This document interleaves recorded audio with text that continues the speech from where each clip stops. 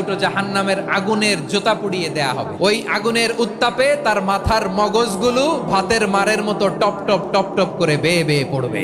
জাহান্নামের অবস্থা এত ভয়ঙ্কর হবে, জাহান্নামের ভেতরে লক্ষ লক্ষ কোটি কোটি কাফির মুশরিককে দেওয়ার পরেও জাহান্নাম বলবে আরো আছে নাকি, আরো দাও, আমার ক্ষুধা নিবারণ হয় নাই। জাহান্নাম এত উত্তপ্ত হবে, জ্বলন্ত হবে, ভয়ঙ্কর হবে, জাহান্নামের এক অংশ আরেক অংশকে খেয়ে ফেলবে। আল্লাহু আকবার।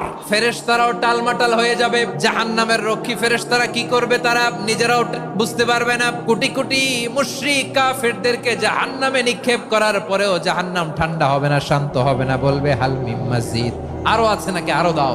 তখন আল্লাহ তাআলার কুদরতি পা জাহান্নামের ভেতরে ঢুকিয়ে দিবেন। দেওয়ার সাথে সাথে জাহান্নাম থেকে আওয়াজ আসবে, কত কত বিইজ্জাতিকা ওয়া বিকদরিক, আল্লাহ বিইজ্জাতিকা ওয়া বিকারামিক, আল্লাহ আপনার ইজ্জতের কসম, যথেষ্ট হয়েছে, এনাফ এনাফ। সুবহানাল্লাহ পড়তে পারলেন না মজা করে?